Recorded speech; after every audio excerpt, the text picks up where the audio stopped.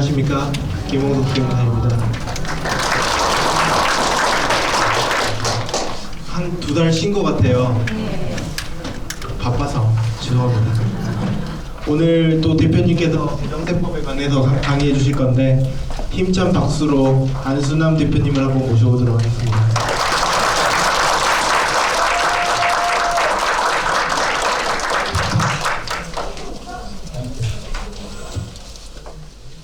반갑습니다. 우리 김홍석 세무사가 날로 발전하죠. 처음에 좀 어리버리했잖아요. 완전히 지금 지가 딱 장악해갖고 막 지 마음대로 해버리고 저한테도 뭐 강의 언제 해서 뭐 하시라고 그러고 지금도 100명 아니고 50명 하라고 했더니 안 된대, 이번에 100명 해야 된다는 거예요. 그래서 하여튼 지금 제가 끌려가는 사양입니다. 근데 이제 제가 이제 요즘에 신앙생활을 하는 게 아니라 종교생활을 하거든요. 썬데이 크리스찬.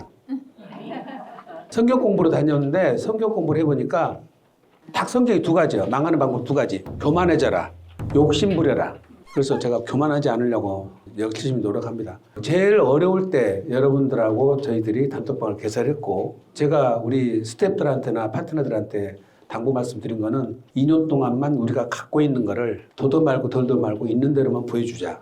실력과 그다음에 정성과 이런 부분들을 있는 그대로 보여줘서 고객들이 우리를 인정해주면 이게 입소문이 날 거고, 우리가 투자한 금액이 충분히 본전을 뽑을 것이다 하고 예측을 했는데, 사실은 1년 반도 안 가서 여러분들이 기대 이상으로 활동을 해주시는 바람에 저희 사무실에 이 어려운 시기에도 굉장히 잘 돌아가고 있습니다. 이 자리를 빌어서 다시 한번 감사드립니다. 저녁 드시면서 전부 한 말씀씩 물어보세요. 아니 이렇게 해갖고 돈 써갖고 언제 어떻게 돈 벌려고 그러냐고. 그 걱정하는 마음이 다시 우리한테 온다니까요.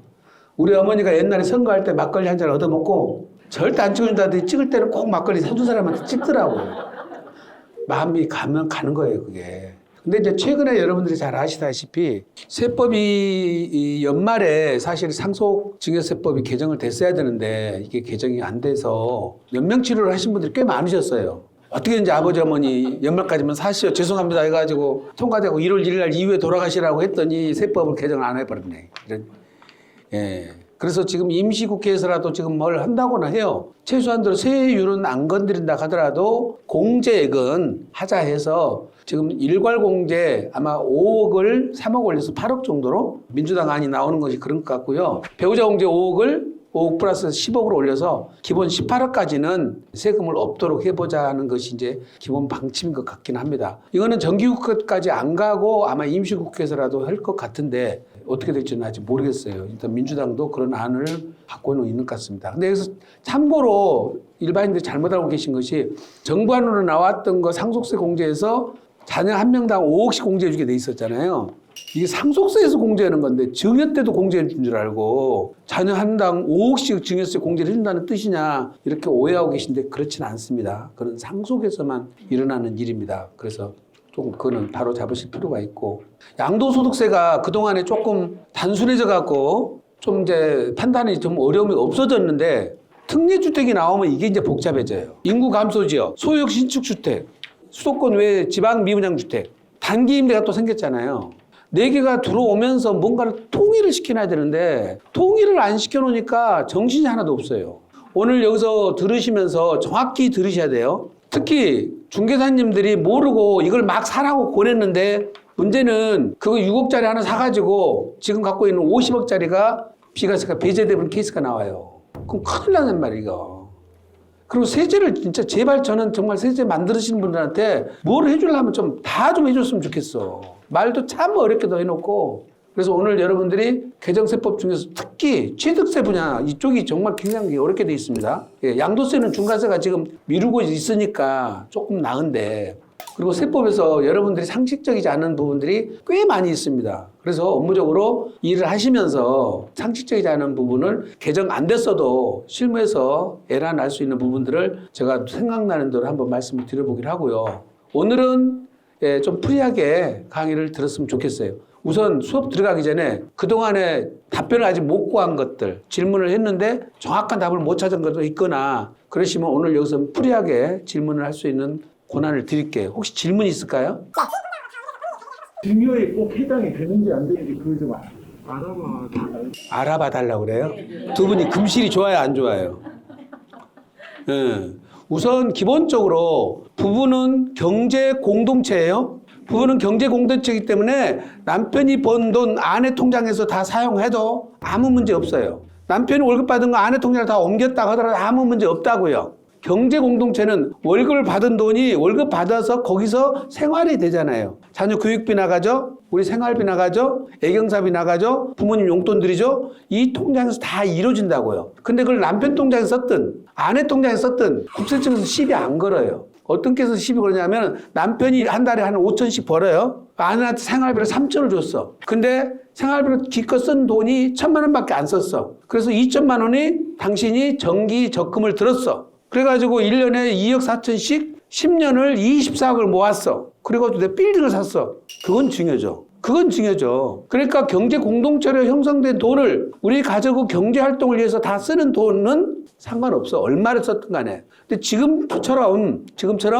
아내가 남편 돈을 가지고 생활을 하시면서 그 돈을 원천이 남편 거잖아요. 그래서 원천이 남편 거니까 적금을 들어서 아내 명의로 적금을 들었다 하더라도 그 돈 가지고 빌딩을 살 때는 남편 명의로 샀으면 아무 문제가 없어요. 적금을 누가 들어도 상관없어. 근본적으로 어디에서 어떻게 수탁이 되냐 문제니까. 그래서 최종적으로 아내 명의로 정기적금 들어서 타자 가지고 남편 명의로 빌딩을 사거나 주식을 샀으면 아무 문제가 없는데 당신 명의로 변환돼 버렸다는 말이지. 그거는 증여가 돼버리는 거예요. 똑같아요. 애들한테 용돈 주는 거 비과세예요. 세금 없어요. 용돈이라는 게 얼마부터 얼마까지 용돈이에요?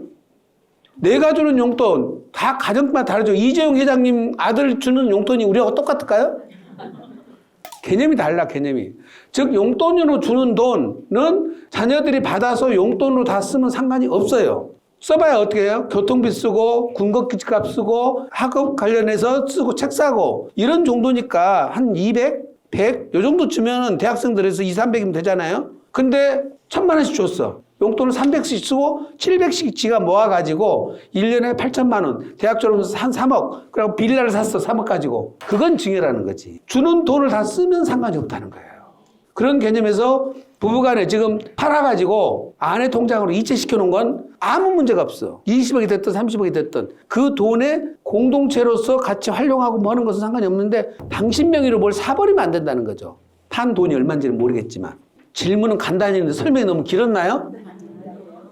이제 이해가 되셨죠? 응용력을 여러분이 가져야 되기 때문에 제가 이렇게 저변을 좀 말씀을 드린 거예요. 또 질문. 또 질문을 하면 또 이렇게 안 하죠.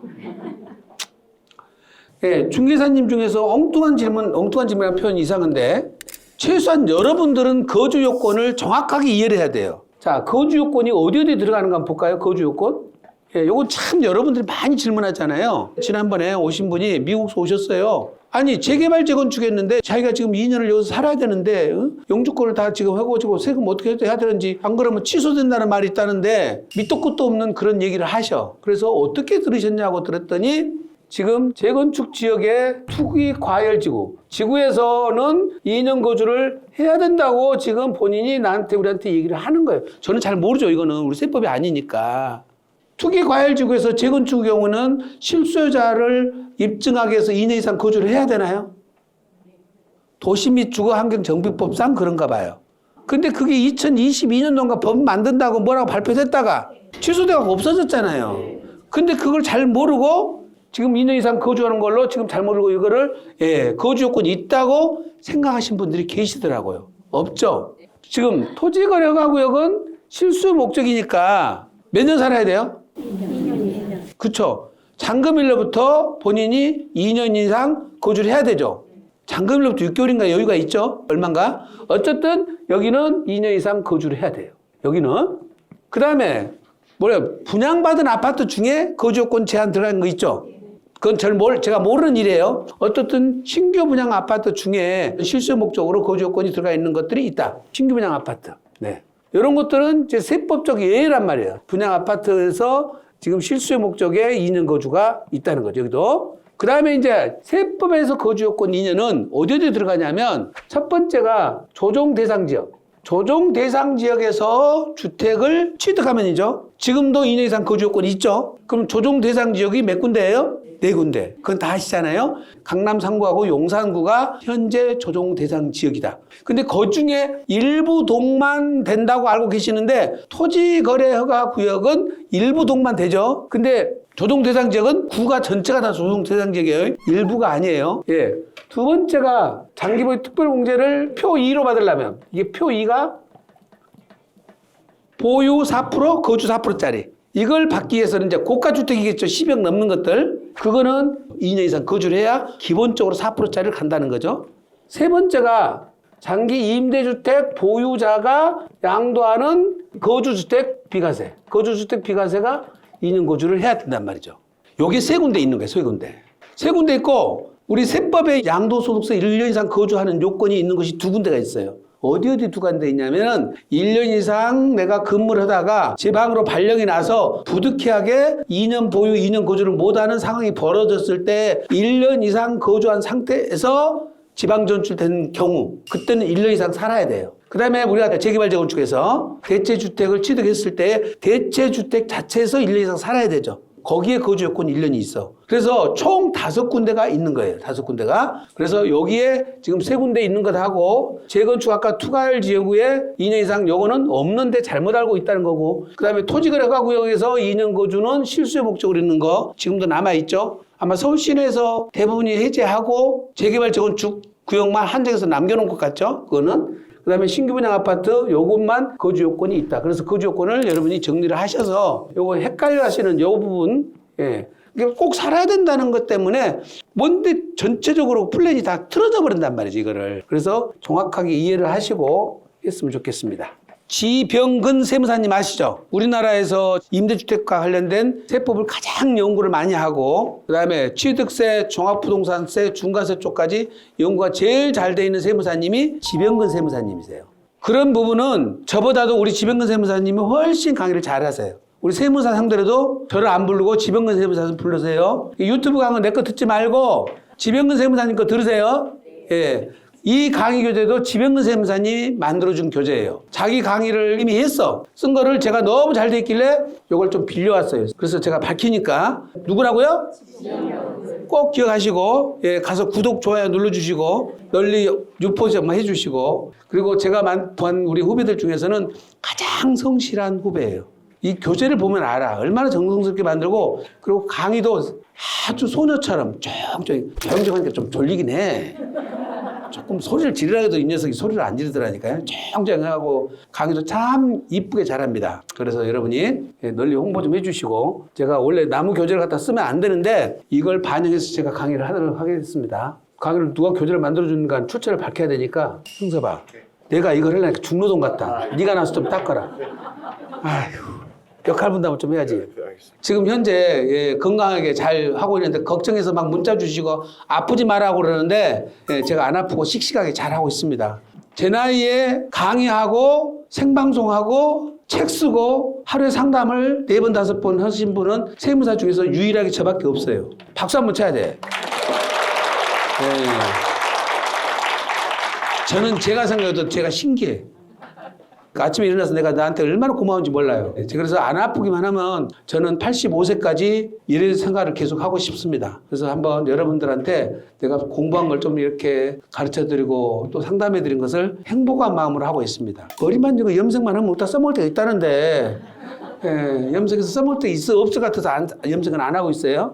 자, 먼저 오늘은 4가지 취득세편, 종합부동산세편, 고가주택 간주임대료 신설된 규정, 그 다음에 마지막으로 양도소득세에 대해서 정리를 좀 해보겠습니다. 사실은 올해는 개정세법이 많지는 않아요. 개정된 것이 많지는 않으니까 한번 보시고 우리가 주택은 원래 일반세율 4.6%에서 주택에 대한 특례세율을 적용해 줬습니다. 특례세율을 적용해 준 것은 뭐죠? 주택 자체가 예, 원래는 부동산 투기 대상이 아니고 집 한 채 가진 사람한테는 세율 부담을 낮춰줘서 해서 지금 6억 이하짜리는 1%밖에 아니잖아요. 그러니까 보통 부동산은 4.6%된 세율을 이게 이제 1.1이나 1.2가 되겠지만 서브까지 하면은 어쨌든 최대로 9억 초과한다 하더라도 3%짜리를 과세를 해왔다는 거지. 이게 이제 일반 세율이잖아요. 근데 이제 중과세율이 도입돼 가지고 2주택 8%, 3주택 12%, 4주택 12%. 조정 대상 지역은 그렇고 비조정 지역은 3주택부터 중과세를 하고 있는 건 똑같아요. 그리고 법인은 주택수에 상관없이 무조건 12% 조정하는데 여러분 기억하시기에 2022년 12월 20일 날 취득세 중과세 규정을 완화시키겠다고 정부에서 발표했죠. 근데 이거는 정부에서 굉장히 신뢰를 국민들하고 약속한 것 때문에 야당에 법을 통과시켜 줬어야 되거든요. 제가 누가 저한테 말하기를 이거를 위헌 소송을 좀 내자는 거예요. 부작위에 대한 부분도 이건 소송 대상이 된다는 거예요. 제가 좀 안 바쁘면 뭐 어떻게 해보겠는데 이것까지 내가 또 소송까지 대신해서 대표를 하려니까 너무 바쁘기도 하고 하여튼 문제가 있습니다. 문제가 있고 그리고 이 부동산 경기 조절 기능에서 너무 중과세가 너무 세요. 그게 어디 모델을 갖고 왔다고 그래요? 아마 싱가포르 모델을 갖다고 그래요. 싱가포르 모델은 외국인들이 취득할 것은 굉장히 세게 해놨어요. 그리고 또 일반 분양 중에서 고가로 사시는 분들은 세게 해놨습니다. 그러니까 그 모델을 갖고 오긴 갖고 가는데 취득세가 13.4%라는 거는 이거는 정말로 말이 안 되는 세율입니다. 그러니까 어떻게 보면 사는 자체를 이렇게 중과세 해버린다는 거는 너무 가혹하다는 생각이 들거든요. 특히 조정 대상 지역이 남아있는 지금도 2주택부터 중과세가 들어가니까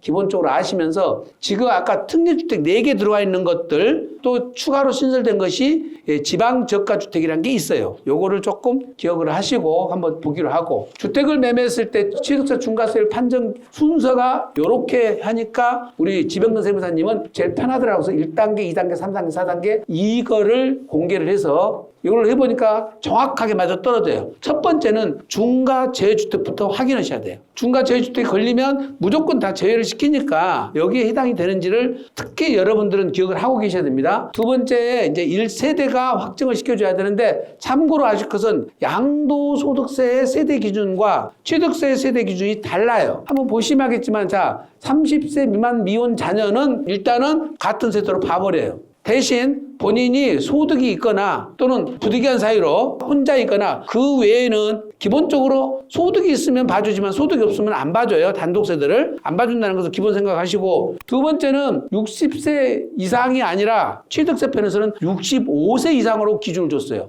65세 이상의 직계존속은 별도 세대로 본다고 그랬으니까 무슨 얘기냐면 35세 된 자녀와 68세 된 부모님이 한 집에 살아 한 집에. 우리 양도소득세는 어때요? 동일한 주소에서 생계를 함께 해버리면 나이에 상관없이 동일 세대로 보도록 돼 있죠. 동일 세대로 보도록 돼 있어요. 근데 지방세는 어떻게 됐어요? 여기 세대 독립 요건이 되죠. 그 다음에 65세 된 부모님이니까 한 집에 살아도 세대를 분리해서 본다 이 말이에요. 한 집에 살아도. 그러니까 우리 국세 쪽보다는 지방세 이쪽이 더 훨씬 폭넓게 세대를 인정해 주는 거예요. 굳이 세대 분리할 필요 없습니다. 그때는 굳이 세대 분리할 수 없다. 그리고 주택수 계산할 때는 취득일을 기준으로 주택수를 계산해요. 즉 3주택이다. 주택이 A가 있고 B가 있고 그 다음에 분양권을 또 하나 받았어. 분양권을 C를 받았다. 그리고 주택 이 2주택과 분양권까지 따지면 C가 3개가 되는데 지금 요 2주택 가진 상태에서 받았기 때문에 세 번째 주택이 돼버리죠. 그러니까 지금 세 번째 주택이 되는데 여기서 하나 또 주택을 또 샀어요. 그럼 어떻게 돼요? 이거는 주택은 아니잖아요. 분양권은 주택수가 아니죠. 근데 오피스텔하고 조합원 입주권하고 분양권은 언제 들어갔어요? 주택수로? 2020년 8월 12일부터 들어가죠. 2020년 8월 12일 이후에 취득한 오피스텔, 분양권, 조합원 입주권은 주택이에요? 주택이 아니에요? 주택수에 포함되는 거예요. 착각하시면 안 돼요. 그러니까 오피스텔은 이런 것들이에요. 오피스텔. 이 법을 이렇게 어렵게 만들었다니까. 오피스텔은 원칙은 뭐예요? 업무용으로 갑니다. 취득세 쪽에서 봤을 때는 무조건 업무용으로 봐야 거예요. 업무용으로 보기 때문에 주택수에 포함이 안 돼요. 근데 주택수에 포함이 되려면 요건이 재산세를 주택으로 과세받아야 돼. 근데 업무용보다 주택이 재산세가 더 작아. 그렇기 때문에 내가 오피스텔 갖고 있는데 실제로 주고 사람이 살아. 그러면 재산세를 많이 내느니 조금 내기 위해서 주택으로 재산세를 부과해달라고 신청을 하겠죠. 자, 주택임대사업자 등록이 되어 있으면 당연히 주택이죠. 그런데 주택임대사업자 등록이 안 돼 있어. 근데 실제는 주택으로 써. 그때는 본인이 주택으로 재산세를 부과해달라고 신청을 해야 비로소 주택으로 신청을 해줘. 재산세가 과세돼. 뭐라고요? 오피스텔은 실제 주거용으로 사용하고 그 다음에 본인이 신청을 해야 된다. 본인이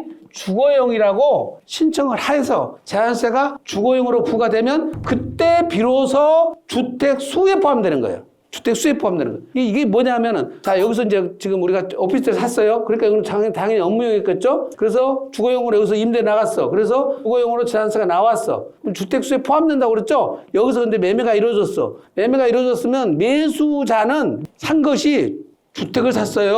업무용을 샀어요? 여기서 여러분들이 착각하고 헷갈리는 거야. 오피스텔은 요 자체가 주택으로는 안 된다니까. 주택 수에 포함된다니까. 중과세 대상 주택수에 들어가냐 안 들어가냐 할 때만 주택수에 포함이 될 뿐이고 주택은 아니죠. 업무용이니까 주택은 아니라고. 그래서 여기서 매매가 돼서 여기서는 주거용으로 돼가지고 재산세가 주거 나오는데 여기서 매매가 이루어지면 산 사람은 여기서부터는 다시 업무용이 돼버려. 저율 주거용으로 세율을 낮추지 않는다니까. 놀부계산이죠. 갖고 있으면 중과세 대상 주택수는 포함시키는데 요걸 정작 거려면 주택으로 또 안 봐줘. 그러니까 당해 오피스텔 거래할 때는 중과세는 해당이 안 되죠. 주택이 아니니까. 조합원 입주권도 마찬가지예요. 조합원 입주권을 거래할 때는 중과세 대상이 아니죠. 조합원 입주권도 마찬가지입니다. 주택 수에 들어가는 것이지 이 자체가 취득세 중과세 대상은 아니라는 거예요. 그래서 정상적인 주택 A가 있고 또 B 주택이 있고 C 입주권이 있는 상태에서 주택을 또 하나 샀어. 여기는 몇 주택이 된 거예요? 하나, 둘, 셋, 3주택자가 주택을 또 취득하는 거죠. 4주택자가 되는 거예요. 근데 정작 A, B를 갖고 있는 상태에서 C를 취득하면 C 자체는 중과세 대상 주택은 아니라는 거야. 그래서 C를 취득할 때는 취득세를 몇 프로 내요? 4.6% 내잖아. 토지잖아, 그거는. 토지 4.6%를 내고 준공 떨어지면 뭐가 돼? 주택을 취득하죠. 주택은 중과세 안 돼요. 여러분은 지금 그냥 중개사예요? 공인중개사예요? 좀 생각을 하고 얘기를 해. 자, 보세요. 중과세는 상속해서 중과세요? 해요, 안 해요? 안 하죠. 증여는 중과세 해야 안 해요? 주택을 증여하면 중과세 하잖아요. 주택을 증여 안 해봤구나. 남의 건 매거나 말거나 상관없잖아. 주택은 중과세 한다고요. 그 다음에 매매를 중과세 하죠. 중과세 대상은 매매와 증여라고. 재개발지 건축에서 땅을 샀어. 내가 조합원으로 승계 취득을 했어. 건물이 지어졌어. 건물이 지어지면 이전 듣게요, 보존 듣게요? 이거 지금 이 말이 지금 뭔 말일까? 또 거기 어떻게 이전 듣기, 보존 듣기예요. 보존 듣기잖아요. 그 보존 듣기는 중과세 대상이 아니에요. 근본적으로 대상이 아니잖아. 보존 듣기니까 매매가 아니잖아요. 증여도 아니고. 그거를 우리 중개사님들이 나한테 물어. 이거를 중과세 먹어야 안 먹어. 말이 안 되는 얘기잖아. 땅을 샀으니까 중과세 아니고 건물이 떨어졌으니까. 그러면 취득세를 뭘로 내? 재개발지 건축은. 전국 떨어지면 뭘로 내요? 안 내봐서 또 모른다고? 건축비로 내잖아. 건축비 상당하게. 조합은 분양계약서 상관없어. 보세요. 재개발지 건축에서는 내가 종전부동산의 권리가가 정해지잖아. 권리가가 정해졌다는 것은 내가 기존에 갖고 있던 내 그 종전부동산에 대한 내 권리가액이야. 그 다음에 내가 새로 아파트를 분양받게 되면 조합은 분양가가 따로 정해지죠. 일반 분양가 다르잖아요. 조합은 분양가가 정해지는 이유는 실제 그 분양가로 돈을 내는 건 아니죠. 조합원이 평당 4천만 원이라고 그래서 4천만 원 조합원의 분양가를 내는 거 아니잖아요. 말장난이에요, 말장난. 조합은 분양가 마이너스 권리가를 해서 자, 권리가가 더 크면 청산금을 돌려받는 거잖아. 분양가가 더 크면은 분담금을 내는 거 아니에요. 그렇죠? 그러니까 결국은 조합원 분양가는 비례율에 영향을 미치죠. 그래서 종전부동산에 대한 감정평가액에다가 비례율을 곱한 금액이 권리가이기 때문에 결국은 요거를 비례율을 어떻게 만드냐에 따라서 큰 평형과 작은 평형의 균형에 맞고 안 맞고 차이가 나죠. 그렇게 되는데 어떤 조합은 큰 평형한테 유리하게 비례율을 만들어버리면 큰 평형은 왕창 가버리고 분담금을 작은 평은 분담금 왕창 내야 되는 그런 모순이 발생해요. 그래서 이 비례율 결정을 잘 하는 것이 분담금을 공정하게 하는데 이 비례율 잘못 만들어가지고 소송 들어간 단지 많잖아요. 그렇죠? 그래서 여기서 조합원 분양 계약서는 실제 들어간 돈이 아니기 때문에 취득세 내는데 과표에 전혀 산정이 안 되고요. 영향 안 받아요. 양도소득세 취득가하고 아무 상관도 없어. 양도소득세 취득가는 뭐예요? 내가 실제 돈 낸 것만 갖고 따지는 거예요. 양도가액은 돈 실제 받은 거. 필요금리는 실제 돈 낸 거. 실제 돈 낸 거는 뭔 것이에요? 종전부동산 취득가. 그거 살 때 내 돈. 두 번째, 추가 분담금. 추가 분담금 안 냈으면은 원 내가 살 때 그 부동산 값밖에 필요금을 못 털잖아요. 요 메커니즘을 이해를 해야 재개발재건축은 이해가 되는 거예요. 그래서 말씀 것처럼 조합원 입주권은 지는 중과세를 먹는데 주택수에 포함시켜서 영향을 발휘하는 거죠. 분양권도 마찬가지고 다 마찬가지로 2020년 8월 12일 이후 취득한 것만 주택수에 들어간다. 그 이전에 들어간 건 주택수에 안 들어가요. 그래서 조합원 입주권과 분양권과 오피스텔은 반드시 취득 시기를 먼저 확인하셔야 돼요. 예. 그리고 이 세 가지는 당에 지금 조합원 입주권을 샀다고 분양권을 샀다고 중과세를 먹는 게 아니라 내가 지금 보유한 상태에서 주택수가 몇 채냐 거기에만 영향을 미칠 뿐이다. 조합원 입주권도 마찬가지로 다주택 중과세 규정도 똑같잖아요. 조합원 입주권 팔면 중과세 안 되죠. 근데 조합원 입주권을 갖고 있을 때에 다주택자의 집이 몇 채냐 계산할 때는 주택수에 포함시킨다는 거예요. 그것을. 네. 주택 신축 판매업자가 멸실 예정에 대한 주택 사후관리 요건 하나. 이게 뭐가 문제냐면 주택을 지어서 분양하는 사람을 주택 신축 판매업자라고 합니다. 건설업이라고 그래요. 이거를 건설업이라고 하는데 그동안에는 중과세 제외 주택이 주택 공시가격 1억 원 이하인 주택. 여기서 제일 질문하는 건 주택 취득일 현재 주택 공시가격 1억 원 이하인 주택이라고 되어 있는데 지역 제한이 있어요, 없어요? 지방만 해당이 돼요? 수도권도 해당이 돼요? 수도권도 해당이 된다고요. 근데 이걸 자꾸 지방 것이 아닌데 괜찮냐고 물어보는 사람이 많냐. 그냥 요거는 담백하다니까. 주택 취득일 현재 주택 공시가격이 1억 원 이하인 주택. 그런데 지분이나 부속 토지만을 취득한 경우에는 전체 주택 공시가격으로 따져라. 그래야 맞겠죠. 그렇죠? 2분의 1 취득하면 내가 9천만 원이야. 근데 전체가 한 채가 1억 8천이면 2분의 1 갖고 있어도 1억 8천 기준으로 판단한다. 정비구역에서는 무조건 제외예요. 정비구역에는 소형 주택이라는 것들이 다 빠져 있습니다. 왜? 정비구역은 실제 개별주택 공시가격들이 낮게 돼 있기 때문에 실제 시세하고 차이가 많이 나서 그런 거예요. 두 번째 가정의료 쪽이 많지 않고 세 번째 나온 것이 주택 신축 판매업자가 신축할 목적으로 멸실 예정인데 조건이 세 가지가 들어가요. 사가지고 1년 이내 멸실해야 돼요. 그 다음에 3년 이내에 신축을 해야 돼요. 그리고 3년 이내에 분양을 했어야 되는데 미분양 났는데 이걸 갖다가 추징을 해버렸다니까. 그래서 지금 여기 3년이 5년으로 연장이 된 거예요. 기존에 있던 3년이 5년으로 연장을 시켜줬다. 그리고 지금 농어촌주택 한번 보세요. 참고로 농어촌주택이 주택 공시가격 1억 원 이하면 거기서 끝나버리죠. 농어촌주택 쪽에서 공시가격 1억이 넘는 것들이 있어요. 그러면 세 가지 조건이 엔드 조건입니다. 부수토지 면적, 대지 면적이 200평 이상이면서 엔드 건물 면적이 150제곱미터 이상해야 돼요. 그러면서 시가 표준액이 6,500만 원 이상해야 됩니다. 이 세 가지 중에 하나만 미달되면 해당되지 않으면 뭐로 가? 제외주택으로 간다. 그리고 4, 5년 주택은 여러분이 많이 해당되지 않으니까 보시고 종전에는 1년 이내에 주택을 멸실하고 3년 이내에 주택을 신축해서 3년 이내까지 다 판매를 했어야 돼. 근데 제가 생각할 때는 주택 신축 판매업자가 지금 이런 불경기에 미분양 나가잖아요. 그러면 자금 압박 죽으라. 근데 5년 안에 무조건 팔으라는 거예요, 이거. 내 마음대로 어떻게 되냐고, 이거를.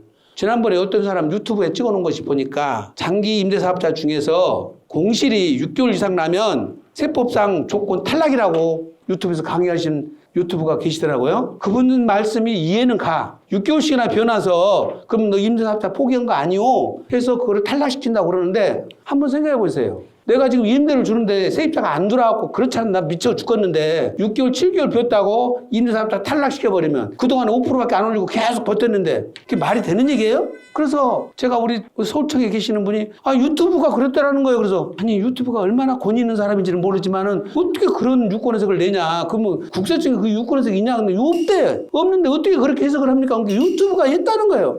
그래서 야, 세상에 유튜브가 이렇게 권위가 있나? 그래서 유튜브 찍는 사람들이 내가 한마디 하면은 일반 국민들은 이걸 지금 진짜인 줄 알잖아요, 그거를. 법적 근거도 없는 것들 중에 여러분들이 또 들었을 거예요, 그걸. 공실 6개월 이상은 탈락된다고. 한번 생각해 보시라고. 그게 이제 어떤 오해가 됐냐면 옛날에는 임대사업자가 요건이 5채일 때도 있었고 2채 있을 때 있고 3채가 있을 때 있어요. 5 이상 있었잖아요. 그러면 자, 5 이상이 임대 의무 요건이었어요. 근데 이 중에 하나를 팔았어. 그럼 4호로 내려가죠. 4호로 내려가면 요거는 탈락이죠. 5 이상을 해야 되는데 4채로 가버리니까 탈락이잖아요. 자, 여기서 요 기간이 6개월 이상이면 6월 이상이면은 탈락이라는 거예요. 4채로 내려가면 하나 더 사고 안 사고는 내 의지죠. 그렇잖아요. 지가 부득이한 사유 때문에 하나 팔았어. 그거는 인정하겠다는 거죠. 그럼 하나를 6개월 이내 채워놓으라는 거잖아요. 여기에 탈락 조건이 있는 거예요. 그럼 공시라고는 전혀 다르잖아요, 지금. 저는 그 말을 하고 싶은 거예요. 여기다가 내가 지금 분양을 하려고 내가 했는데 몇 시를 하고 지었어. 그래서 분양을 하려고 지금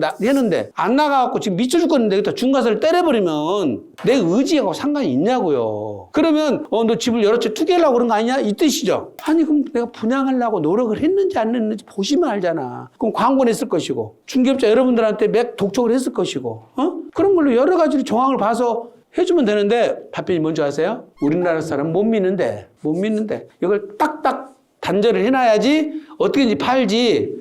조금 이런 것들은 좀 제가 볼 때는 가혹해요. 3년 이내 주택을 판매하지 않은 경우에 추징한다고 돼 있는 것들이 여기 막 보도자료가 나가면서 주택 신축 판매업체 3년 이내 판매 안 했더니 취득세 추징당해갖고 난리가 난다는 말이에요. 이게 경감받은 것들이. 그래서 막 보도자료 나가니까 인제사 이렇게 5년으로 연장을 해줬다는 뜻이에요. 5년으로 연장해줬다. 소형 신축주택하고 비수도권 준공후 미분양주택.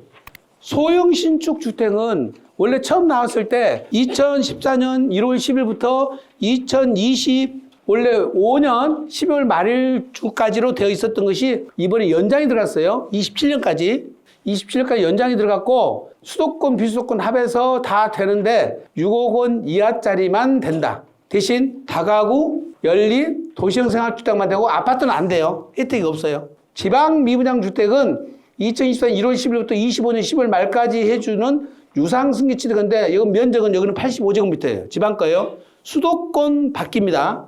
자, 그리고 6억 원 이하인데 이거는 아파트만 돼요. 대신 아파트밖에 안 돼. 자, 이제 요게 문제 요게. 뭐라고 돼 있어요?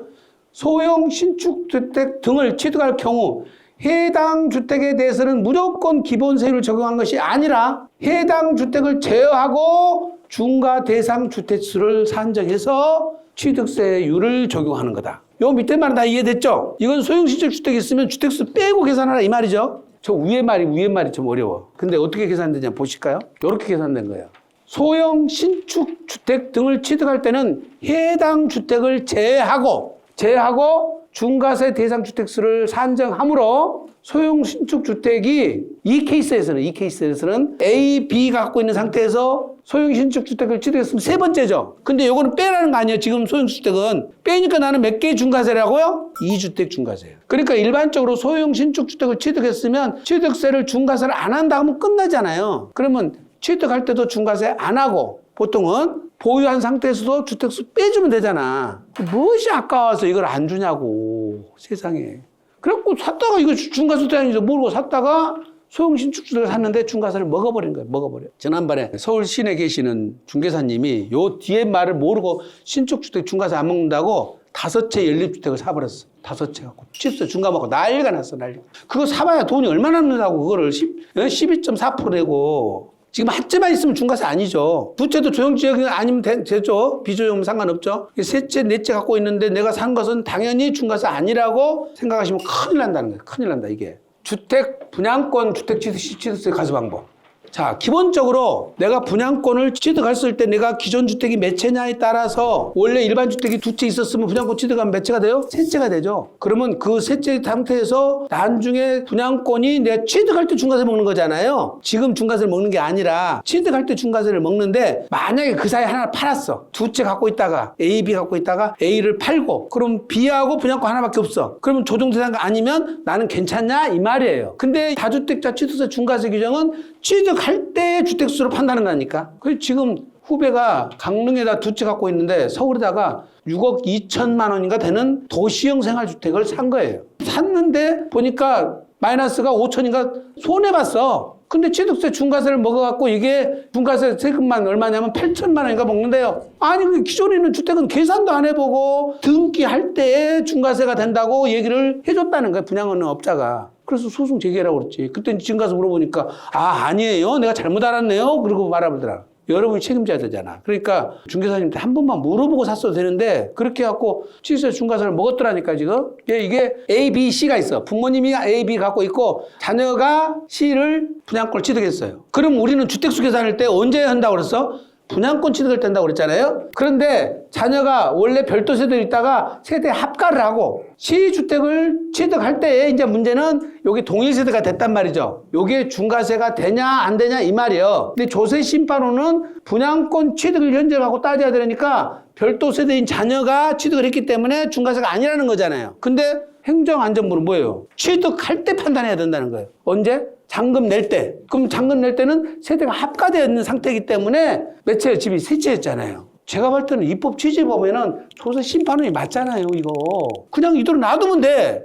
근데 공무원들은 꼭 지 맘대로 안 되면 법을 또 뜯어 고치네.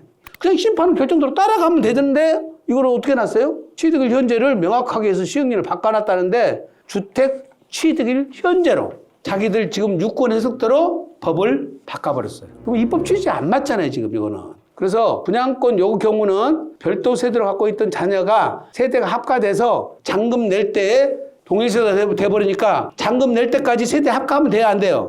안 된다니까. 안 그러면 내가 나이를 빨리 먹어갖고 몇 살 넘어버려야 돼? 65세를 넘겨버려야 돼, 빨리. 부모님이. 그러니까 그때까지 좀 기다렸다가 하든지. 요거는 반대. 동일 세대로 있던 자녀가 세대가 분리됐어. 그래서 별도 세대가 됐으면 그때는 자녀가 갖고 있었을 때의 주택수하고 따지는 거야. 부모권은 빼고. 근데 지가 그때는 한 채밖에 없었잖아요. 그래서 중과세를 안 비겠다는 거야. 이제 한 번은 손해봤지만 여기서는 유리하기도 하죠. 하여튼 기준이 하나로 정해졌으니까. 여기도 마찬가지예요. 별도 세대로 있다가 세대 합가해서 동일 세대로 하니까 중과세 먹는 건 똑같은데 자, 요게 이제 또 꼼수예요, 꼼수. 뭔 얘기냐면 주택 분양권을 배우자에게 증여해서 취득한 경우는 이제 이런 거죠. A, B 주택 갖고 있고 C 분양권을 취득했어. A 주택을 양도를 하면 그러면 C 주택 완공 시점에서 중과세를 안 할 거냐 이 말이에요. 근데 A, B, C가 되기 때문에 팔았든 안 팔았든 상관없이 나는 3주택 중과세를 먹는 거다. 요거는 이해했죠? 팔든 안 팔든 상관없죠. 이거는 상관없어. 이거는 중과세를 먹는 거예요. 자, 이제 두 번째 요게 문제예요. A, B를 갖고 있는데 C 분양권까지 취득을 했어. 그러니까 중과세를 먹게 생겼거든? 그러니까 어떻게 했어요? A주택을 양도하고 C 분양권을 배우자한테 증여해. 그러면 증여하면 어떻게 돼요? A, B 중에서 하나 팔았으니까 하나밖에 없죠. 하나밖에 없는데 분양권을 샀으니까 2주택이 되는 거잖아요. 그렇게 되니까 그렇게 중과세를 안 먹었단 말이지. 이거는 비조정의 두 번째 주택이니까. 이렇게 꼼수를 쓰니까 요거를 법을 바꿔버렸다는 거예요. 뭐라고? 주택 분양권 외에 매매, 교환, 증여를 통해서 1세대 내에서 동일한 주택 분양권에 대한 취득일이 둘 이상인 경우, 원래 취득일자가 있고 증여를 했거나 교환을 해가지고 매매를 해서 또 한 번 세대 간에 거래가 됐다면 뒤에 걸로지 말고 언제 걸로라? 먼저 걸로 가버려라. 당초 취득일 기준으로 간다. 그래서 증여해서 꼼수 치는 이런 부분을 막아놨어요. 언제부터? 2005년 1월 1일 이후에 취득한 분양권부터. 작년에 산 것들은 지금도 꼼수를 칠 수 있다는 거죠. 작년에 산 것들은 요 경과 부칙 때문에 꼼수대로 해도 어쩔 수 없어요. 이거는 봐주겠다는 뜻입니다. 조금 속도를 좀 내겠습니다. 이제부터. 종합부동산세는 특별하게 어려운 건 없고 종부세 계산 구조는 다 기억하시잖아요. 개별 공시가격에서 기본적으로 공제금액 9억 원, 1세대 1주택이면 10억까지 차감하고 그리고 초과금액에 대해서 공정시작 가입비율이 현재는 60%인데 이제 이거는 변동할 수는 있습니다. 지금 세율 체계 2주택까지는 일반 세율, 3주택부터 중과세율 체계는 이거는 지금 민주당이 그때 당시에 합의를 해서 고쳐놓은 거라서 이걸 바꾸기는 힘들 것 같아요. 이거는 안 바꾸는데 공정시작 가입비율은 조절이 가능하고요. 공시가격도 지금 국민의힘 정부에서는 될 수 있으면 붙잡고 있었잖아요. 안 올렸는데 과표 현실화 2030년까지 하는 것들 다 지금 중장기 계획을 다 중단시켜 놓은 상태였는데 만약에 종부세를 올린다면 두 가지예요. 주택 공시가격을 인상시키거나 시가에 가깝게 인상시키거나 지금 말씀드린 공정시장 가격비를 변동시키거나 그다음에 1세대 1주택자에 대한 고령자와 장기보유자에 대한 80%까지 세액 공개해 주는 것. 이 부분에 대해서도 약간 조정을 할 수는 있을 거라고 보여지는데 여기는 1세대 1주택자이기 때문에 이거는 잘 안 건드릴 것 같아요. 이거는 그냥 놔둘 것 같습니다. 그다음에 세부담 초과 상한액도 문재인 정부 시절에 300%까지 올렸는데 제가 국회의원들한테 사정을 했어요. 어떻게 1년에 세금을 3배를 올리냐. 이거는 무지막지하다. 그리고 세무사를 그렇게 내가 세금 가지고 4년밖에 안 먹고 살았는데 이렇게 올린 시절은 없었다. 근데 세상에 이렇게 올리냐고 했는데 300% 올렸잖아요. 그러니까 2천, 3천 냈던 양반 1억까지 막 그거는 말이 안 되잖아요. 얼마나 국민들한테 이렇게 충격을 주고 아니 집값을 국민들이 올렸어요? 우리가 집값 올리자고 단합해서 올렸냐고. 정책을 바보같이 쓰니까 집값이 올라가게 했잖아요. 바보같이 쓰니까. 다 매물잠금 현상이 생기게 만들었잖아. 그래서 올려놓고 이제 이렇게 세금으로 때려버리면 뭘 실현했냐고요. 그래서 이거는 세부담 상한선은 지금은 안 건드릴 것 같긴 해요. 150%도 무지막지한 거잖아요, 사실은. 이거는 안 건드릴 것 같은데 이제 모르겠습니다. 어쨌거나. 그래서 현재 시스템이 잘 돼 있는 것이 2주택이든 3주택 중과세 규정도 12억까지는 일반세율로 똑같이 적용을 1%짜리를 해줘요. 12억이 넘어갈 때부터 이제 중과세율이 1.3과 2.0으로 0.7% 정도 올라가는 것이지. 그래서 지금 아파트들이 거의 시세 대비 한 60%에서 70% 사이 아닌가요? 그 정도에다가 그다음에 우리가 공정시장 가격 비율이 60%니까 40% 정도 가지고 과세를 하고 있거든요, 지금. 그래서 거기 보면은 시가 30억 돼야 과세되기 시작합니다, 사실은. 따져보면 그 정도로 감가를 갖고 지금 한 10억 이하 정도면 그 29억이 돼야지 공시가액 과세표이 10억 된다고 그러잖아요. 그래서 이제 이때부터 세금이 조금 걸릴 것 같다 이 말이거든요. 일세 판단이 주택수에서 제외되는 특례주택을 추가를 했는데 세액공제는 지금 보신 것처럼 고령자 세액공제 이거는 원래 있었던 거예요. 60세부터 20%, 30%, 40% 보유가는 5년 이상부터 20%, 40%, 50% 두 개 합해지면 최대 90%인데 중복 적용 한도는 80%로 제한을 합니다. 80%까지만 해준다. 그 다음에 이제 재주택 중에 일시적 2주택 이게 없던 규정이 들어왔죠. 원래는 취득세하고 양도세밖에 없던 것이 종합부동산세까지 들어왔어요. 자, 상속주택, 상속 개시일 5년까지는 중과세를 안 한다. 중과세를 안 한다. 그러니까 주택수 합산이 안 된다는 건데 상속주택은 요게 단독 상속받은 게 있고요. 공동 상속받은 게 있어요. 단독 상속받은 거는 5년간 주택수 제외. 주택수 제외라는 뜻은 종합부동산세를 완전히 빼준다는 뜻이 아니에요. 주택수에서 이것은 빠진다는 뜻이니까 상속주택의 가격은 합산되고 있는 거죠. 합산이 배제되는 건 뭐예요? 임대사업자들. 합산이 배제되는 거예요. 그러니까 주택수에서 빠지고 과세표준 산입에서도 빠지는 거예요. 그러니까 여기서 주택수에서 제외된다 그런 것은 1세대 1주택 판정할 때 주택수에서 제외되면 2주택자임에도 불구하고 1주택이 돼서 아까 세공제를 한다는 뜻이고 그 다음에 3주택자가 되는 것을 제외가 되니까 기존에 있는 다른 주택만 갖고 2주택인지 3주택을 판정한다는 뜻이에요. 언제까지 봐준다고요? 5년 될 때까지, 5년까지만 봐준다. 5년이 넘어 어쩐다고? 그때는 주택수에 포함이 된다는 거예요. 그거는 어쩐다 단독주택일 때 그래. 공동상속주택 중에 40%이거나 또는 6억 원 이하이거나 이거는 어쩐다는 거예요? 소수지분권자라서 이거는 영원히 빼주는 거예요. 주택수에서. 중과세를 안 먹는 거죠. 그래서 공동상속을 받을 때 벌써 2주택자인 사람은 단독상속을 받으면 안 돼요. 공동상속을 받아서 가액을 6억 이하로 낮춰버리거나 지분율을 40% 이하해야 되니까 39% 받으면 돼. 굳이 40% 받을 필요가 없죠. 그래서 요거는 단독상속 받을 때 요 상속주택은 제한이 없어. 주택수 제한이 없어요. 즉 5채가 있어도 5채를 다 받아도 5년간 빼준다 이 뜻이에요. 한 채가 아니에요. 한 채가 아니에요. 취득세도 똑같아. 예, 5년간 주택세에서 빼주는 거예요. 5년간. 이건 동일해요. 동일한데 요가 달라. 공동상속은. 소수지분권자는 제외. 소수지분권자는 무조건 제외예요. 그럼 소수지분권자가 아니고 지분이 조금이라도 더 많은 사람 걸로 가기 때문에 지분이 그보다 적으면 무조건 빼준다는 거예요. 여기는 비율과 가액이 없어. 그래서 어머니하고 나하고 공동으로 50대 50 받았어. 그러면 어떻게 가요? 소수지분권자가 누가 되냐면은 지분이 51, 49면은 51이 지분권이 큰 거니까 그분으로 가는데 49가 소수 지분이 되겠죠? 50대 50 받아지면은 그때는 어디로 가요? 상속 개시 당시 거주자. 상속 개시 당시도 거주를 같이 했거나 안 살았으면 어디로 가? 연장자로 가는 거예요. 쌍둥이는 먼저 태어난 놈. 먼저 태어난 놈. 근데 거기 시가 안 나오죠? 속일 수가 있겠죠? 그 조금 문제가 있어요, 그것도. 예, 문제가 있습니다. 근데 이거는 소수지분권자인데 여기는 우리 양도소득세랑 개념이 비슷해요. 여기는 갖고 온 것이. 예. 그러니까 이게 상속주택에 관련된 것도 양도세 다르고 종부세 다르고 취득세 다르고 왜 똑같이 만들면 얼마나 뭐 어떻게 덧나나? 다 다르게 만들어놨다니까. 다 다르게. 그래서 취득세도 지금 단독 상속은 5년간은 봐준다. 예, 5년간은 봐준다. 상속받은 거는 주택수 제한이 없다.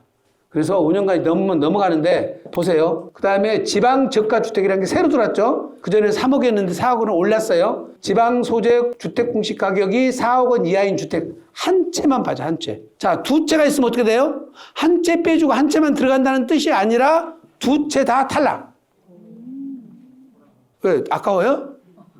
하나는 봐줘야 될 것 같아요? 하나만 갖고 있으라는 거예요. 두 채 갖고 있으면 기본 한 채도 안 해준다는 거예요. 그 뜻이에요. 여기 또 마찬가지예요. 인구 감소 지역도 한 채만 해주는 건데 공시 가격 4억 원 이하 한 채만 해줘요. 두 채 있으면 둘 다 탈락. 여기 비수도권 중고 미분양 주택 요거는 주택수 제한 없이 다 봐준다. 여기만 제한이 없어요. 예.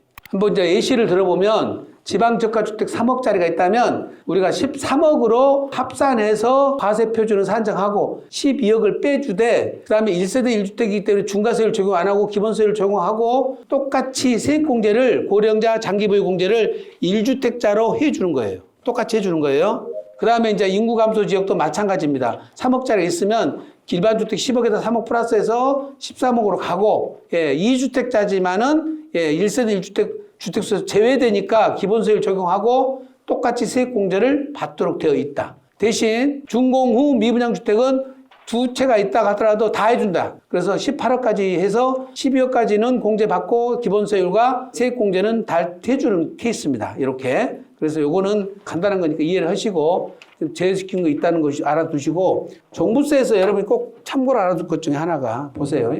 주임사 등록을 하면 내가 1주택자가 주임사 등록이 됐으니까 어떻게 돼요? 합산이 배제되죠. 1주택자니까 지금 말하는 고령자 공제하고 장기보유 공제가 되는데 이건 합산 배제됐으니까. 자, 합산이 배제됐는데 1세대 1주택으로 봐서 세액공제가 들어가는데 전제 조건이 주임사 등록되어 있는 집을 가졌을 때는 본인이 이 집에서 거주를 해야 돼.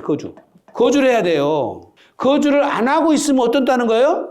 1세대 1주택 세액공제가 안 돼버린다는 말이에요. 그러니까 무슨 얘기냐면 양도소득세만 생각하셔가지고 오피스텔을 갖고 있어. 오피스텔 안 팔려. 그럼 다른 방법을 써야 되는데 얼른 어떤 중개사님이 그 주택임대사업자 등록을 하면 내가 2년 이상 거주했으니까 거주주택 비과세 된다고 주택임대사업자 등록을 하라는 거예요. 했는데 그거를 내가 지금 빨리 팔아야 됐으면 상관이 없어. 근데 그 상태에서 내가 안 팔리니까 갖고 있어버린 거예요. 그러니까 세액공제 바꿔도 200만 원 내던 놈의 세금이 갑자기 1,500만 원 나와본 거예요. 1,500만 원. 이거는 아까 보신 한도에 상관없어요. 이게 주택임대사업자 등록이 안 되는 상태하고 비교를 하는 것이니까.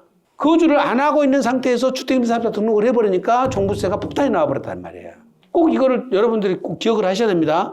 그래서 오피스텔 그거 갖고 있다가 사가지고 2천만 원 손해봤는데 또 이것 때문에 종부세 또 세금 폭탄 맞으니까 얼마나 열이 받아요, 그게. 그래서 제가 볼 때는 오피스텔 될 수 있으면 안 사면 좋겠는데. 왜 사요?